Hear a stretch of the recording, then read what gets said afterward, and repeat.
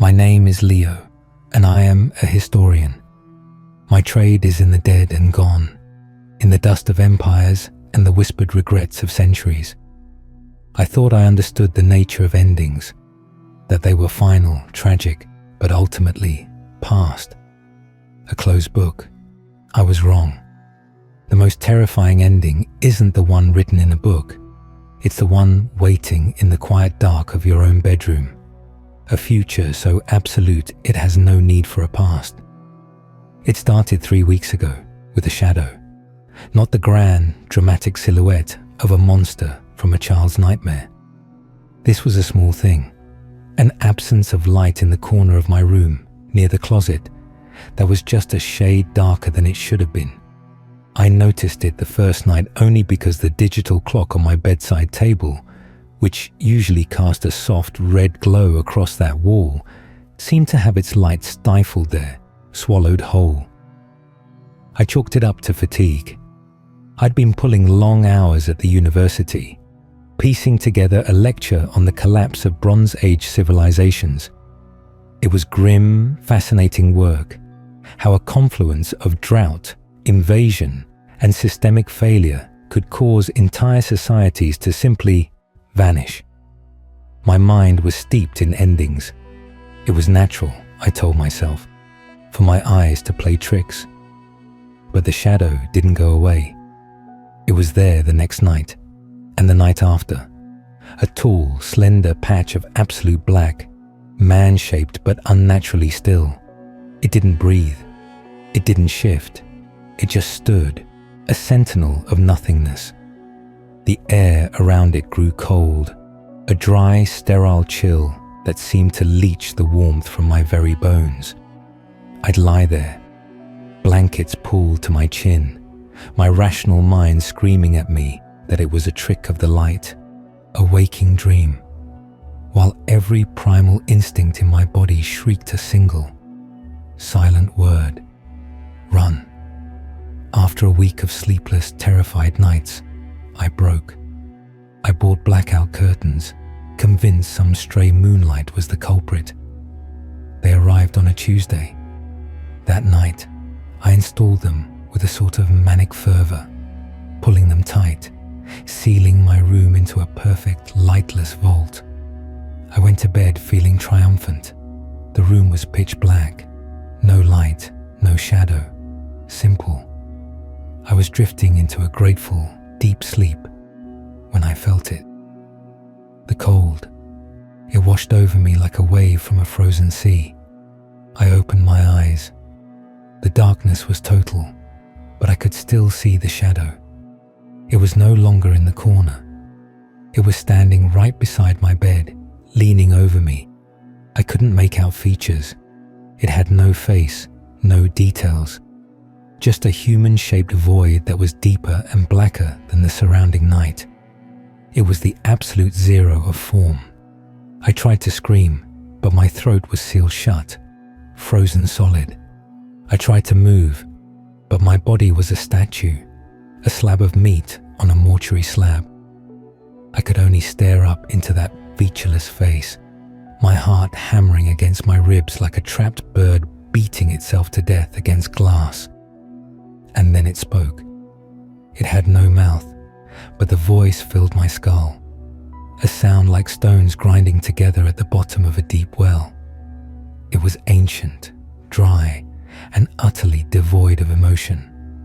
Observer, it intoned, you study the dead. Now you will witness the death of all things. A single black fingerless limb emerged from its torso, impossibly long, and touched my forehead. The world didn't vanish, it unfolded. I was no longer in my room. I was standing on a vast grey plain under a sickly yellow sky. The air was thick and hard to breathe, tasting of ash and ozone. I was still me, but I was a ghost, an unseen spectator. This was not a dream.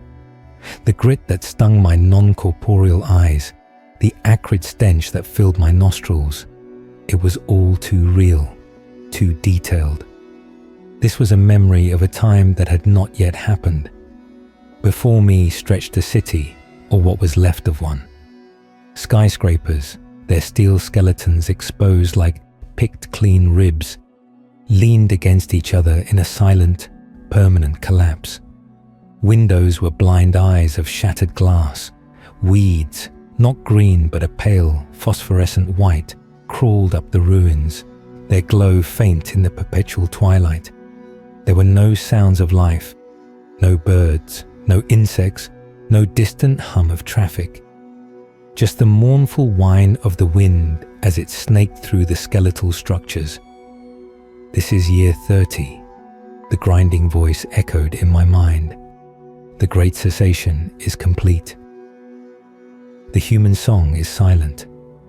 Movement caught my eye. Figures emerged from the shadow of a collapsed overpass. They were human, or had been once. They moved with a slow, shuffling gait, their bodies swaddled in layers of ragged cloth. Their faces were gaunt, eyes sunken and vacant. They weren't searching for food or shelter. They just shuffled. They moved like water flowing downhill, with no will, no purpose. One of them, a woman with stringy grey hair, stopped and looked directly at me. Her eyes were the worst part. There was no spark of recognition, no curiosity, not even fear. They were flat, like the eyes of a dead fish. She saw a ghost from the past, and she felt nothing. Absolutely nothing. What happened to them? I thought, and the shadow heard me. They are the last. They have seen the truth. They have learned the final lesson of existence. That struggle is meaningless. Hope is a neurological flaw. They are waiting. Waiting for what? For the quiet to become absolute. The scene shifted. I was inside one of the decaying buildings. A group of these last were huddled in a circle on the dusty floor. In the center of their circle was a small, whirring machine, no larger than a bread box. It had a single, bright blue light on its front. As I watched, one of the men, his face a mask of apathy, reached out and pressed a button on the machine. A soft, synthesized voice filled the room. Memory log 7412. Subject, David Chen. I remember. The taste of a strawberry. It was sweet, and the color was red. The sun was warm on my skin. The recording ended. The blue light on the machine went out. The man who had played it sat back, his expression unchanged. The others in the circle didn't react. They just stared at the now dark machine.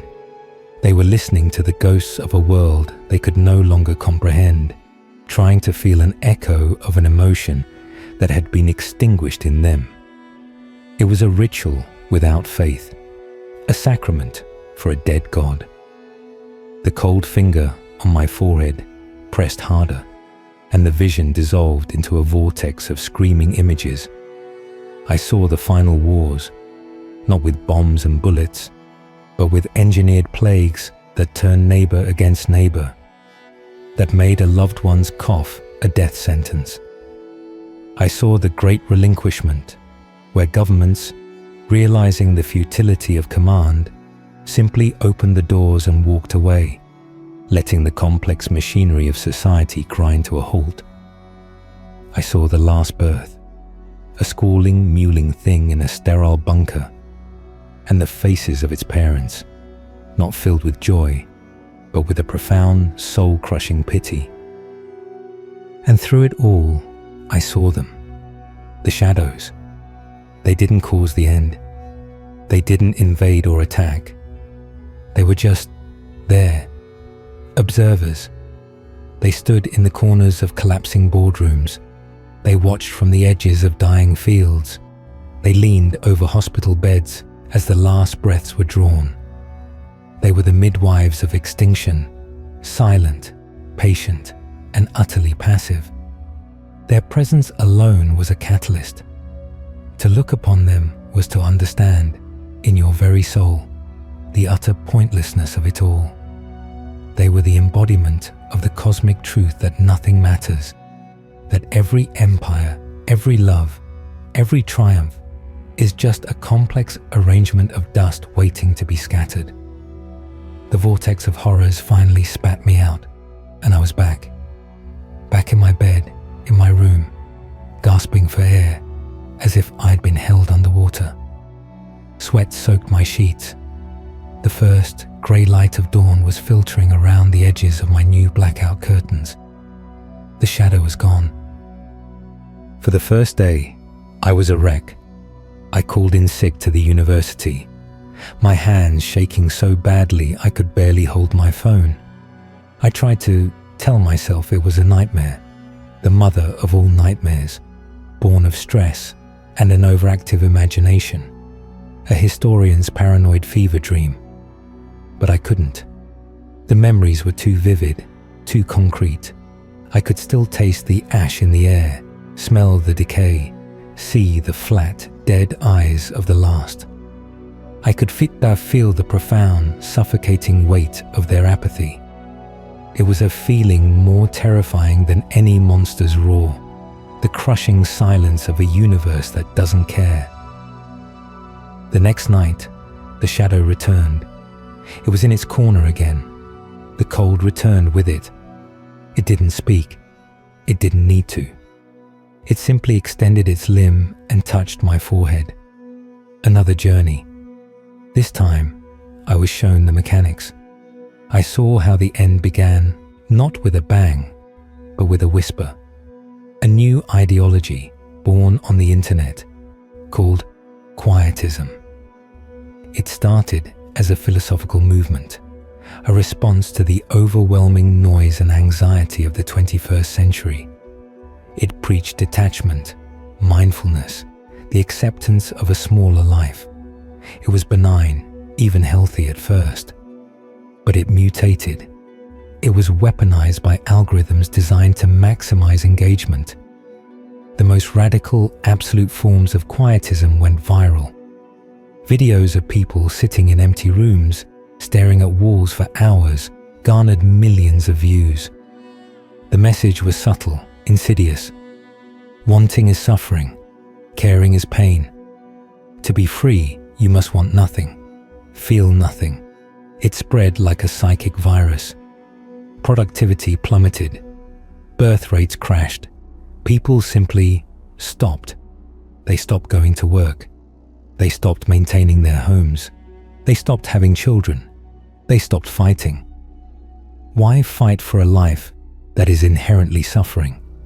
Why bring new consciousness into a world of pain? The wars that followed were half-hearted, fought by automated drones long after the will to fight had left the species. The plagues were devastating, not because they were so lethal, but because no one had the will to develop cures or enforce quarantines. The world didn't end in fire. It expired in a sigh, a global, species-wide sigh of relief that it was almost over. The shadow showed me the final moments, the last power grid failing, the last satellite tumbling from the sky, the last human voice, not a scream of defiance, but a soft, weary whisper. Finally. And then, the silence. I returned to my bed, vomiting over the side, heaving up nothing but bile and terror. The shadow was gone. The sun was rising. This became our ritual. Every night, the shadow would visit. Every night, it would show me a new facet of our end. I stopped sleeping. I started drinking cheap whiskey to try and burn the images from my brain. It didn't work. They were etched into me, a future history written on the back of my eyelids. I became a ghost in my own life. At the university, my lectures on the Bronze Age collapse took on a new, hysterical tone. "You see," I'd shout at my bewildered students. They didn't see it coming either. They were too busy with their petty wars and their trade disputes to see the system was fragile. We're doing the same thing. We're building our own collapse, and we're calling it enlightenment. They thought I was having a breakdown. They were right. I tried to fight it. I started a blog. I wrote frantic, rambling posts about the dangers of apathy, about the quietist movement, about the need to feel, to want, to struggle, even if it's painful. My post got 3 views. Probably bots. The algorithms, the very same ones that would one day help shepherd us into oblivion, buried my warnings. The system was already priming itself for the end, and my cries for passion and engagement were just more noise to be filtered out. One night, the shadow's visit was different. It didn't show me the future. It showed me the present. I saw a man in a small apartment, not unlike mine, scrolling through his phone. His face was bathed in the blue light of the screen, his expression blank. He was watching a video of a kitten, then a news report about a genocide, then a meme, then an advertisement. He felt nothing. A slight flicker of amusement at the kitten, instantly replaced by a dull throb of anxiety from the news, which was just as quickly numbed by the meme. He was a receptacle for information, but none of it touched him. He was practicing. He was learning to be one of the last. I saw a young couple at a restaurant, sitting in silence, both on their phones. Their food grew cold between them. They had nothing to say to each other. The effort of connection was too great. I saw a politician on television, speaking in empty platitudes. No one believed him, but no one cared enough to be angry anymore. The shadow was showing me that the end wasn't coming. It was already here. It was unfolding slowly in a million quiet moments of surrender every single day.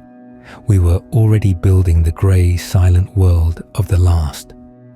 One disconnection, one moment of apathy at a time. The finger left my forehead. The shadow remained, standing by my bed. For the first time, it felt like it was waiting for something from me. "Why?"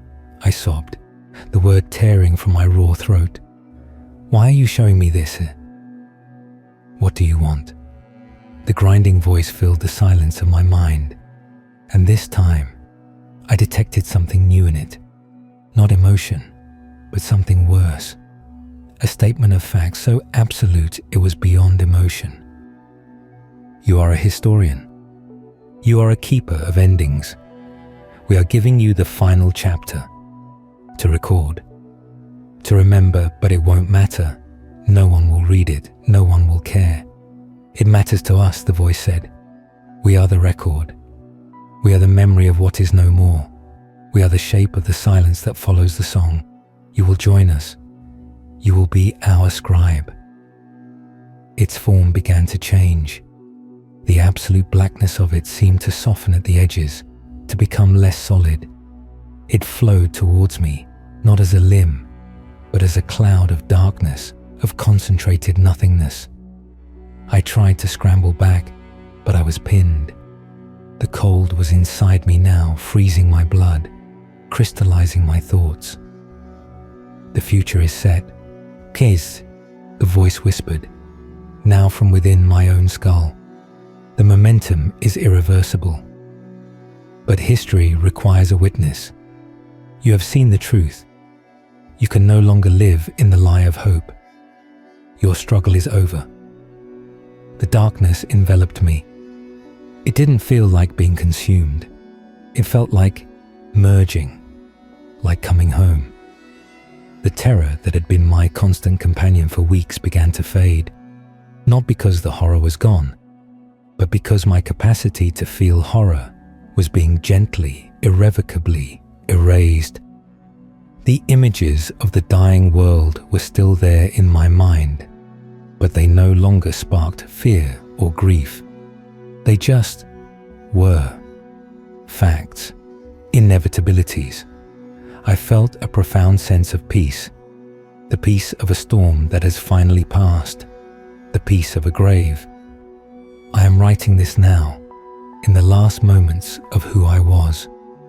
I am sitting at my desk, in the warm afternoon sun. The world outside my window looks the same. Cars pass, a dog barks. Life goes on, noisy, chaotic, and blind. But I see the cracks. I see the woman walking her dog, staring at her phone, her face a mask of disinterest. I see the blank windows of the houses, where inside, people are slowly learning to want less, to feel less, to be less. I see the shadow in the corner of my own sunlit room. It is always with me now, a part of me, my cold, silent companion. This document is my final act as Leo, the historian, the man who felt. It is my record, my testimony. Do not mistake this for a warning. It is too late for warnings. This is an epitaph. They are here, the shadows. They are not from another world. They are from ours. They are the end result of a species that thought the greatest peace was the absence of pain, and in doing so, sacrificed everything that made the pain worthwhile. They are the future, and the future is patient. It is quiet, and it is already in the room with you. Can you feel it? A slight chill, perhaps, that the sun can't quite seem to warm. A patch of darkness in the corner of your eye that is just a little too dark, a little too still. Don't bother looking directly at it. You won't see it until it wants you to, but it sees you. It is waiting. It is so very tired of the noise. Soon, we all will be.